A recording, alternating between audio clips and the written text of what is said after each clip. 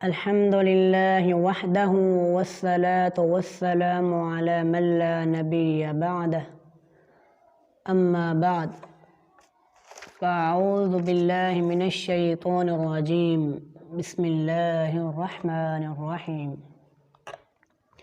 حضرت ابو امامہ بہلی رضی اللہ تعالی عنہ فرماتے ہیں، آپ صلی اللہ علیہ وسلم نے مجھے دیکھا کہ جب میں بیٹھا ہوتا تو میرے ہونٹ حرکت میں رہتے۔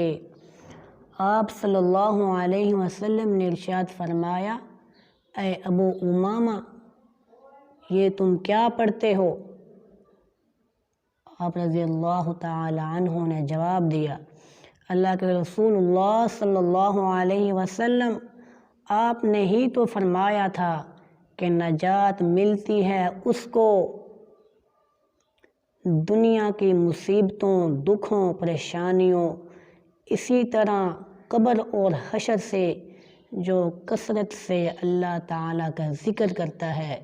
اس لیے میں ہر وقت اللہ تعالیٰ کا ذکر کرتا رہتا ہوں۔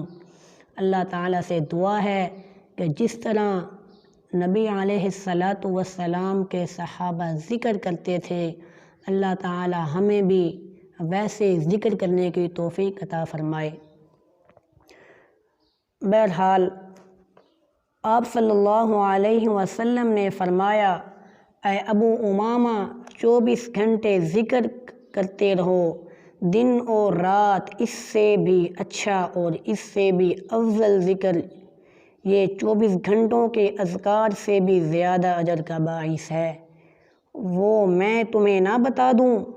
کہا، اللہ کے رسول، اور کیا چاہیے؟ آپ صلی اللہ علیہ وسلم ضرور بتائیے۔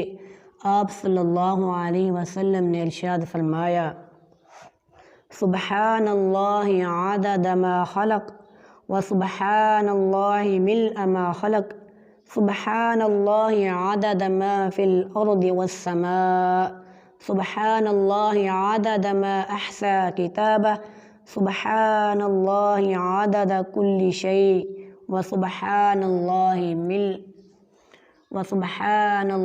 ملء کل شیء۔ یہ 4 کلمات تم پڑھ لو، اللہ تمہیں اتنا ہی اجر دے گا کہ جیسے تم 24 گھنٹے اللہ تعالیٰ کا ذکر کرتے رہے۔ اللہ تعالیٰ سے دعا ہے کہ اللہ تعالیٰ ہمیں اپنی زندگی میں یہ کلمات پڑھنے کی توفیق عطا فرمائے، آمین۔